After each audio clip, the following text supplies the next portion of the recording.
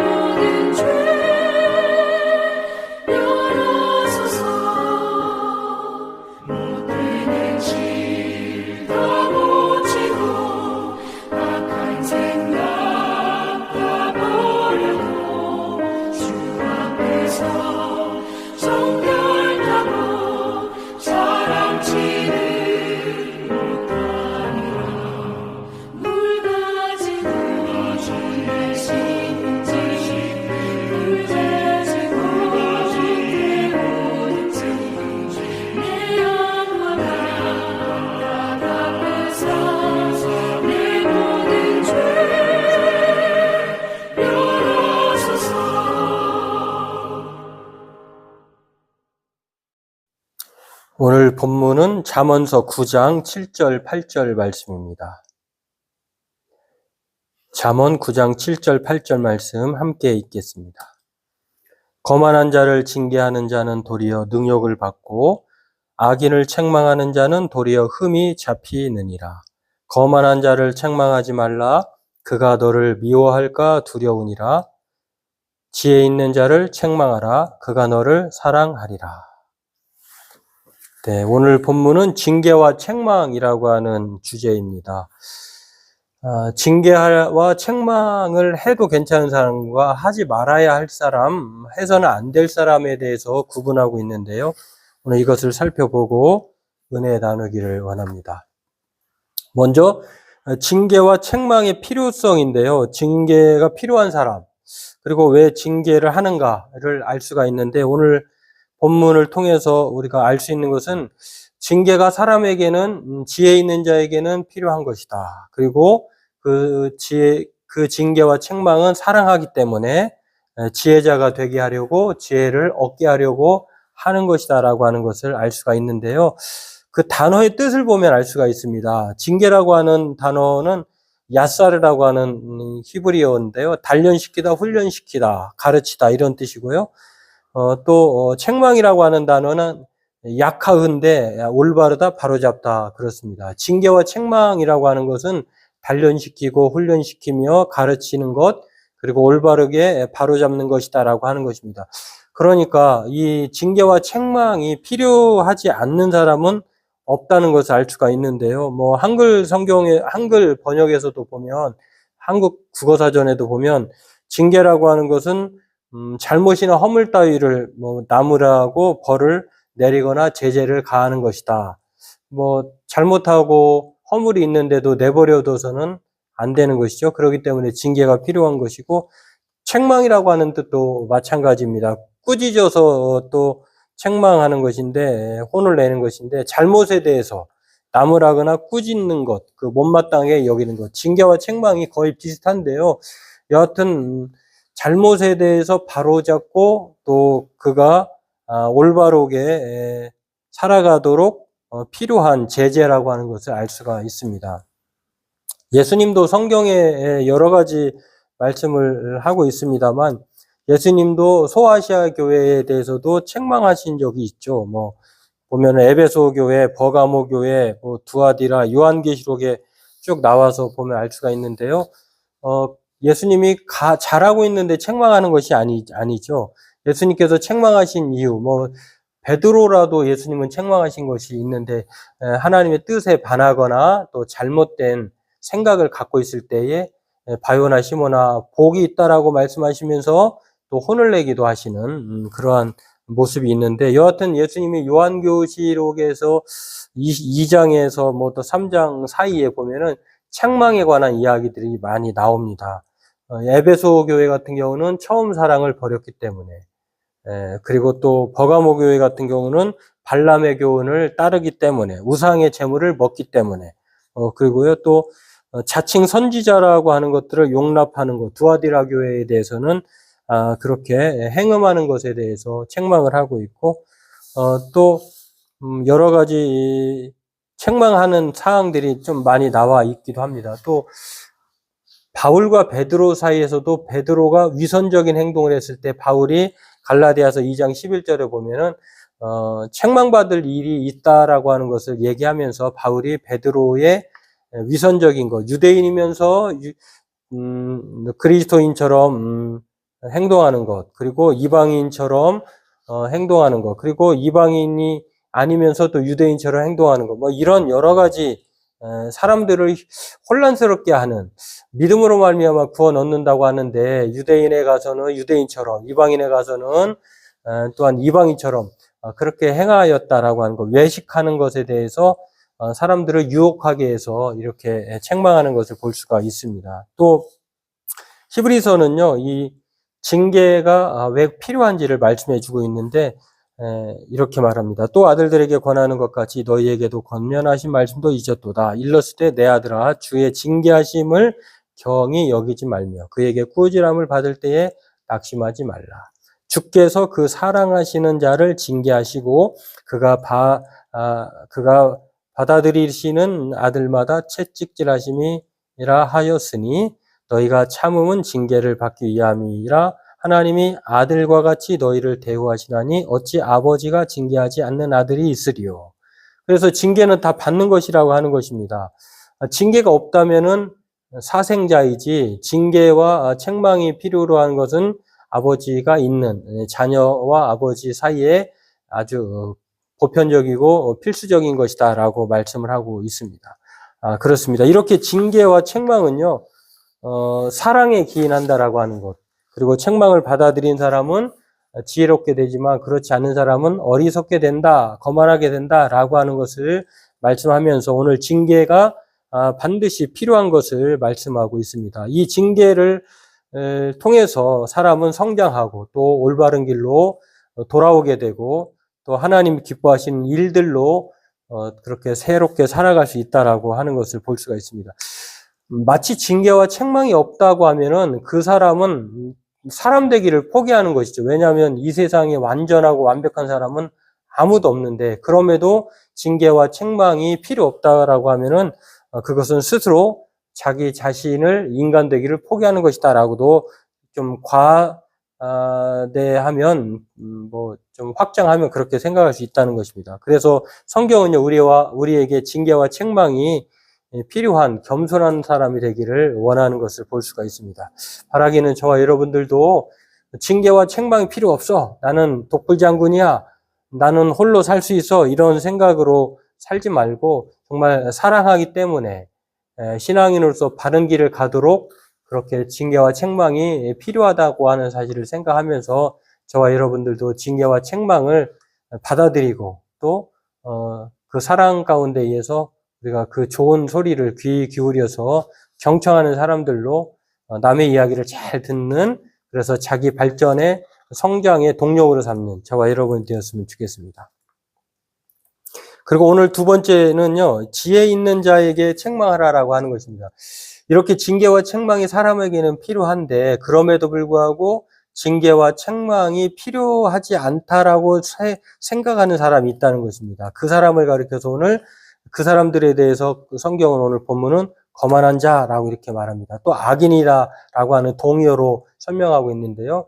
거만한 자, 다시 말해서 악인들은 이 징계와 책망을 그들은 받아들이지 않고 또 그들은 자기가 그것을 필요로 생각하지 않기 때문에 징계와 책망하는 사람으로 하여금 참 대단히 수치스럽게 하고 또 화를 내게 된다라고 하는 것입니다. 그래서 이 거만한 자에게는 징계와 책망을 하지 말라고 오늘 본문은 말씀하고 있는 것을 볼 수가 있습니다. 지혜 있는 자에게는 책망하고 지혜가 없는 거만한 자에게는 책망하지 말라고 말씀하고 있는데요. 징계하는 자는 도리어 능력을 받는다. 그리고 악인을 책망하는 자는 도리어 흠이 잡힌다. 그러니까 거만한 자와 악인이 같은 부류의 사람이라고 하는 것을 알 수가 있습니다. 거만한 자에게는 그래서 책망하지 말라. 또 능욕받고 흠이 잡히고 그 사람이 미워한다고 하는 것입니다. 반면에 오늘 성경은 그런데 이제 이렇게 하나님이 싫어하는 것을 여러 가지로 말씀하고 있는데 징계와 책망을 싫어하는 사람을 가리켜서 오늘 거만한 자라고 말씀하고 있잖아요. 그런데 하나님이 싫어하는 것이 무엇인지를 잠언 후반부에 가면 또 나와 있는데 그렇게 말을 합니다. 교만은 패망의 선봉이요 거만한 마음은 넘어짐의 앞잡이니라. 징계와 책망을 싫어하는 거만한 자, 교만한 자, 그리고 그들을 가리켜서 악인이라고 하는데 그 사람들의 결말은 넘어짐, 패망이다라고 하는 것입니다. 이것을 보면서도 우리가 정말 사람들은 징계와 책망을 싫어하는 사람들의 특징을 교만한 자, 거만한 자 또는 악인이다 이렇게 말할 수 있는데요. 그러면 왜 이 사람들은 이렇게 싫어할까? 하나님도 이 싫어하는 것들이 잠언 6장 16절에서 7가지라고 말하면서 그 첫 번째가 교만이라고도 말을 합니다. 그 정도로 하나님은 교만한 사단의 상징은 바로 무엇입니까? 인간이 범죄한 이유가 무엇입니까? 마치 하나님처럼 되고 싶은 것, 또 하나님 말씀을 왜곡하는 것. 이 사람들을 가리켜서 거만한 자, 교만한 자라고 하는데 마찬가지로 이 거만한 자는 이렇게 책망과 징계를 필요로 하지 않는다. 오히려 징계하고 책망하는 자에 대해서 능욕을 주고 또 미워한다라고 하는 것을 오늘 본문에서 알 수가 있습니다. 그래서 성경은요, 이처럼 거만한 자는 자신이 최고라고 생각하기 때문에 징계와 책망을 싫어한다라고 하는 것을 알 수가 있고 이들에게는 그러면 무엇이 따라오느냐? 마치 거만한 자 또 교만한 자의 패망과 또 넘어지는 것이 주어지기 때문에 결말은 뻔하다라고 하는 것. 그래서 오늘 본문도 그렇게 말씀합니다. 거만한 자가 징계와 책망을 받지 않으면 어떻게 되느냐라고 말할 때에 미움을 주고 두렵게 된다. 지혜 있는 자는 그러나 책망하고 그를 사랑하게 된다. 이렇게 말씀하고 있는 것처럼 이 책망하는 자, 징계를 싫어하는 자, 이 거만한 자에게는 바로 그들이 스스로 자기가 생명을 얻고자 하지 않는다라고 하는 사실을 알 수가 있습니다. 그렇습니다. 오늘 반면에 그러면 누구에게는 징계와 책망을 해도 되느냐라고 말할 때에 성경은 지혜 있는 자에게 책망하라고 말씀합니다. 같은 징계와 책망이 거만한 자에게는 받아들여지지 않고 지혜 있는 자에게는 그것을 하라고 하는 이유는 그들이 지혜 있는 자는 책망과 징계를 받아들이기 때문이다라고 하는 것입니다. 지혜 있는 자는 책망과 징계가 주어졌을 때에 그렇게 말하는 사람을 사랑한다라고 하는 것입니다. 왜냐하면 자기가 지혜가 더욱 필요로 하는 사람이라고 하는 것을 알기 때문에, 자기 분수를 알기 때문에, 자기는 완벽하지 않고 또 성숙하지 않기 때문에 자기 발전을 위해서, 자기 성숙을 위해서 끊임없이 징계와 책망을 통해서 살아가야 한다고 하는 것을 알기 때문에 지혜 있는 자는 징계와 책망을 싫어하지 않는다라고 하는 것을 오늘 성경은 우리에게 가르쳐 주고 있습니다. 그래서 오늘 지혜 있는 자에게 책망할 수 있는 것은요, 지혜자들은 이 책망과 징계를 받아들이기 때문이다라고 하는 것. 그것은 자기를 사랑하기 때문이라고 하는 사실을 알고 또 자기 또한 연약하고 또 부족한 사람이라고 하는 것을 알기 때문에 마땅히 징계와 책망을 기꺼이 받아들이는 것을 알 수가 있습니다. 예수님도 우리에게 제자들에게, 성도들에게, 사람들에게 말씀하면서 이렇게 말씀을 했습니다. 거룩한 것을 계획해 주지 말며 너희 진주를 돼지 앞에 던지지 말라. 그러니까 거룩하고 생명에 합당한 그 진리를 선별해서 이렇게 거룩한 것에 계획해 주지 말라고 하는 것, 진주를 또 던지지 말라고 하는 것.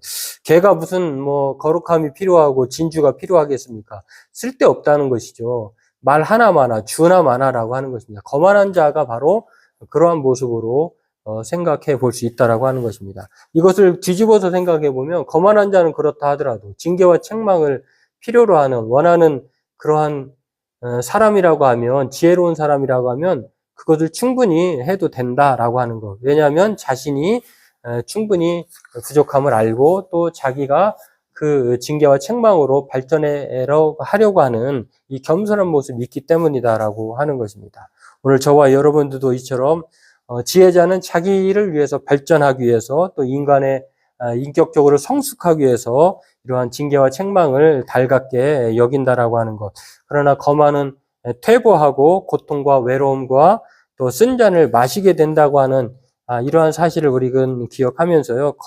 거만이 얼마나 어리석은 지혜와는 다른 그러한 행보인지를 생각하면서 저와 여러분들이 그렇게 날마다 거만한 자처럼 징계와 책망을 싫어하는 것이 아니라 나를 위해서 나를 사랑해서 내가 올바른 삶을 살고 신앙의 길을 걸어가도록 징계하고 책망하는 그러한 그 지혜의 말씀을 따라서 우리 또한 겸손하게 지혜 있는 자로 그렇게 살아가야 될 줄로 믿습니다. 유익한 충고는 이 겸손한 경청을 만날 때 빛을 발한다고 합니다. 유익한 충고는 겸손한 경청을 만날 때 빛을 발한다. 참 유익한 말씀 같아요. 그렇기 때문에 남의 이야기를 잘 듣지 않으면 새로운 단계로 도약할 수도 없고 발전할 수도 없다라고 하는 것들을 생각하면서 저와 여러분들은 징계와 책망을 속은 상하겠지만 기분이 꽤 좋진 않겠습니다만 그러나 자신을 더욱 발전시키고 또 지혜롭게 한다고 하는 사실을 기억하면서 들을 귀가 있는 사람, 그렇죠. 유익한 충고는 겸손한 경청을 만날 때 빛을 발한다고 하는 사실을 기억하면서 저와 여러분들도 우리의 부족함을 아는 지혜자로 징계와 책망을 통해서 하나님의 지혜 가운데 살아가기로 힘쓰는 저와 여러분들이었으면 좋겠습니다. 우리 기도하겠습니다. 하나님, 오늘 징계와 책망이 있는 자들이 곧 하나님의 자녀인 줄로 믿습니다. 우리가 징계와 책망이 필요 없다라고 생각하며 거만한 자로 살아가지 않도록 하나님의 지혜를 얻게 도와주시고 또 겸손하게 하나님의 말씀 앞에 우리가 그 징계와 책망의 말씀을 따라 올바른 길을 가게 도와주시고 올바른 삶을 살아가도록 은혜를 베풀어 주옵소서. 감사하며 예수님의 이름으로 기도하옵나이다. 아멘. 교회 소식은 지난 주일과 동일합니다. 늘 주 안에서 강건하시고 평안하시기를 바라겠습니다. 우리 찬송가 531장 찬송 부르고 주님이 가르쳐 주신 기도하심으로 수요 예배를 마치도록 하겠습니다. 찬송가 531장 함께 찬송하겠습니다.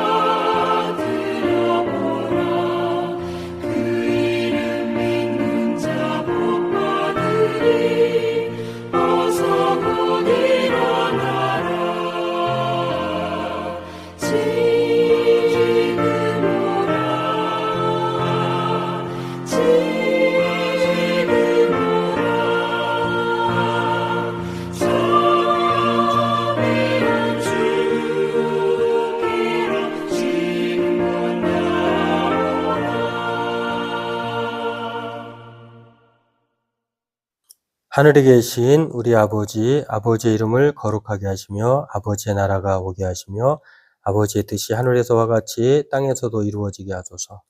오늘 우리에게 일용할 양식을 주시고 우리가 우리에게 잘못한 사람을 용서하여 준 것 같이 우리 죄를 용서하여 주시고 우리를 시험에 빠지지 않게 하시고 악에서 구하소서. 나라와 권능과 영광이 영원히 아버지의 것입니다. 아멘.